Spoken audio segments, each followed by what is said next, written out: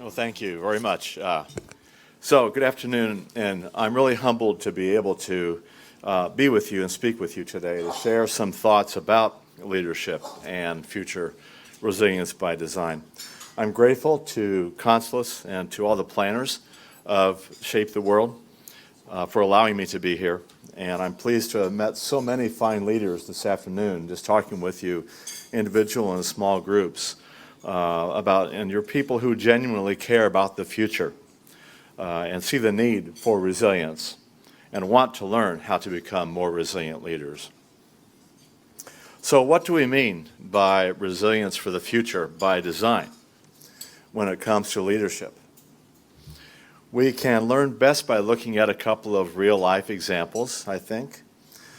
So at about 3 a.m. on Thursday, the 25th of August, 2011, 11 years ago, a fire started inside the popular Aristocrat restaurant in my hometown, Indianapolis, Indiana, USA. The owner, Rick Rising Moore, lived next door, and he heard the alarm. First, he woke the tenants of the apartments above the restaurant to make sure they could get out safely. But by the time the fire department arrived and was able to put the fire out, very significant damage had happened to the building and to the back section in particular, and the entire restaurant really suffered severe smoke and water damage. Rebuilding and restoring the restaurant and the business was going to be a huge challenge. And so really, Rick faced the question of whether to rebuild and reopen, or to throw in the towel and say, okay, this is a sign, I'm done, I'm going to retire, I'm going to call it quits. But no, he rebuilt. He had the resilience to rebuild, and the restaurant continues even more successful today than it was 11 years ago, now after the fire. Then, of course, there's COVID-19. Carla Diaz, co-founder of a firm called Broadband Search, a firm based in St. Louis, Missouri, USA, that helps customers find the best internet service providers, points out that the pandemic actually really made her think, and has made other businesses think about their operations in a more critical and different way. For example, many employers around the world, like Carla's company, have offered more flexibility for staff to work at home and to manage their own time and recreate in their own way work-life balance in a home setting, which isn't always easy to do, even though it may seem attractive, and in many ways is. It can be very difficult depending on the situation, in the home setting. But the company trusted that the workers could manage their own time and still meet their weekly goals. They weren't sure at first, will they be able to do it, to work at home and have the distractions that sometimes come with that, and still be able to meet their weekly goals. But in fact, productivity actually improved. We've heard that already about a couple of other companies where the productivity and the quality actually improved because they could focus. They could own managing their own time and their own work. So it gave Diaz something to think about in terms of the business structure for the post-pandemic world. Do we really need everybody back in the office, or is working at home working?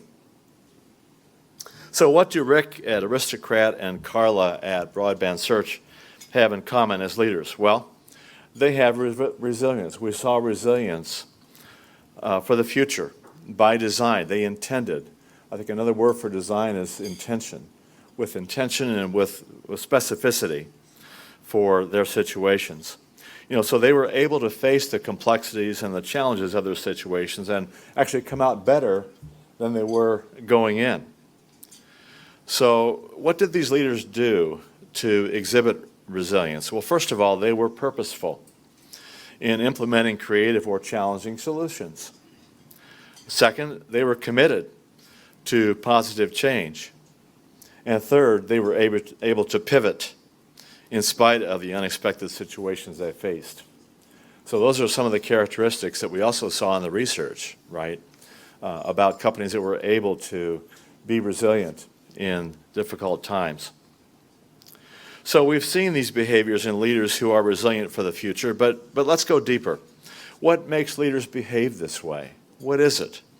What are the competencies required to become resilient and to lead others to be resilient? Well, I'd like to reference the model for leadership that we teach and practice at Consulus called holistic leadership, which is both practiced within our own company at Consulus and with our clients when we teach leadership. So holistic leadership, as the name implies, is multifaceted, and it considers the many complex factors of leading people. It's difficult. Primarily, it requires an understanding of oneself as a leader, for the idea of inside out, being able to lead from the inside out, and the ability to lead through inclusion, with building relationships, as well as providing operational excellence. So these leaders are able to create a culture of trust, which we also saw as an important aspect of being able to manage through difficulties and be resilient, and to be able to create the situation that builds trust. So this holistic leadership model has 4 key competency areas. I'm going to say them as opposed to put them up on a slide so you can hear them instead of having to read them. We call it the H.E.R.O model, H-E.R.O.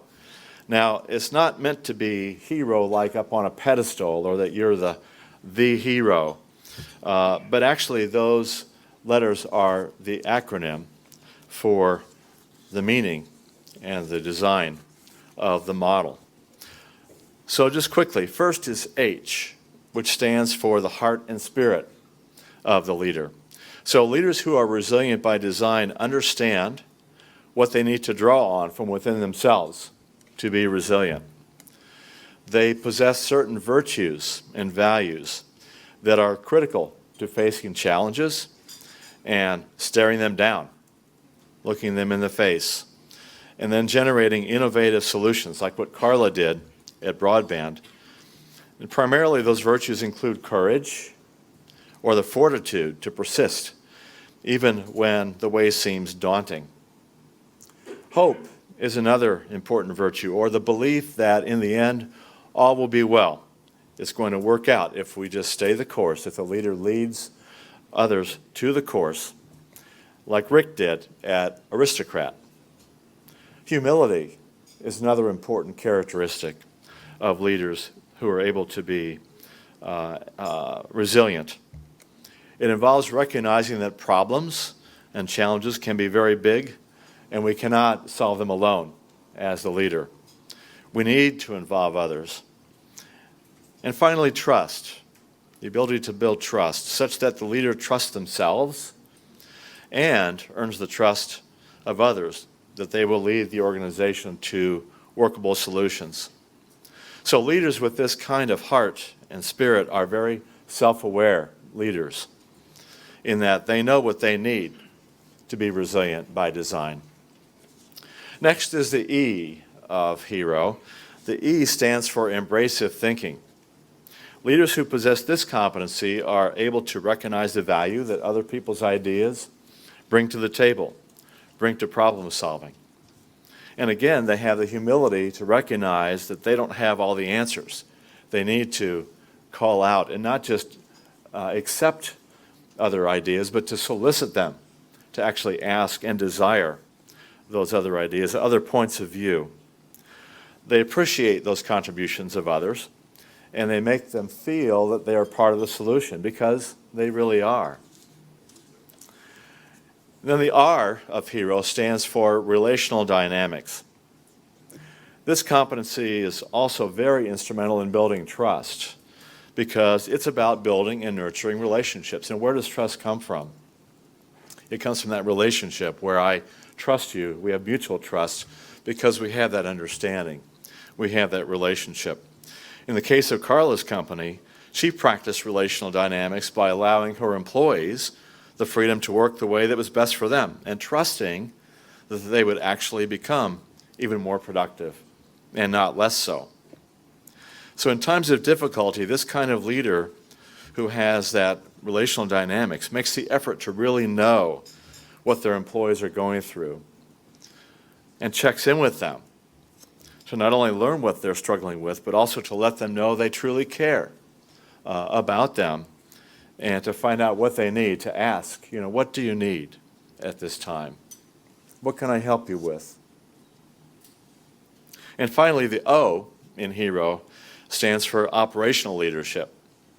So times of pervasive and large change require the ability to see the big picture with vision, to be able to pivot for new growth, and to make operational changes without being stuck in the old way of doing things. It's the way we've always done it. Well, that old playbook doesn't really work much anymore in the complex world that we are in. So these leaders recognize the need for transformational change. They know how to deal with resistance to change. They don't sugarcoat the challenges in an unrealistic way. They not only manage change, they lead change. So in closing, I want to offer a couple of suggestions. One is to watch other leaders who have resilience for the future by design, like Rick and Carla.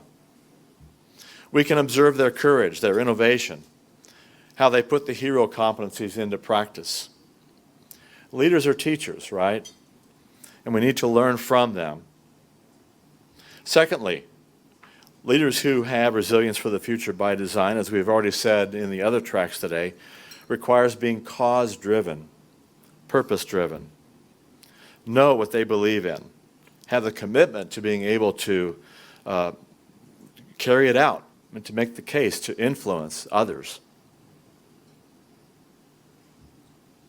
When it comes to leadership, this means that the leader must truly believe in what they are doing, the purpose of their leadership, and the mission of the organization that they're leading. They also believe in people. They believe in the power and strength, capability of people.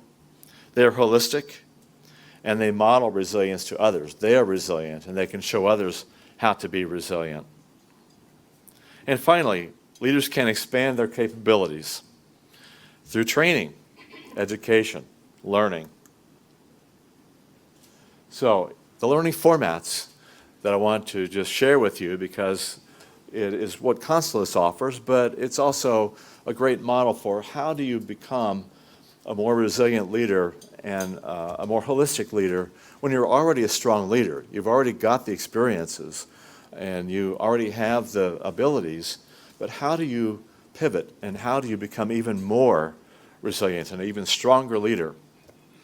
So as you can see, we have 4 learning formats for holistic leadership.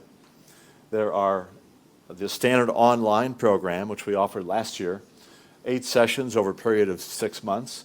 There's the accelerated online, 8 sessions over 2 months. Then there's the standard in-person, which is very accelerated because it is in person. We don't want to keep you for 8 months in one place, so it's 4 days. Then we have 8 sessions over 3 months spread out in a city. You can choose a city for your company to go to as kind of a retreat, or you can do a 2-city, going from one to the other. 8 sessions over 3 months, maybe 4 sessions in one city, 4 in another. So that's just how it can be delivered. It can be delivered either in a cohort model where you join other leaders from other industries, and that's what we did in 2021. So we had 27 leaders from 5 continents in a variety of industries all taking the program together. Or a business, a company, an organization can send their leaders through it uniquely to their organization and not have other organizations in the program. Right now we have 3 cities where it can be offered in, Berlin, Washington, D.C., or Tuscany in the beautiful part of Italy.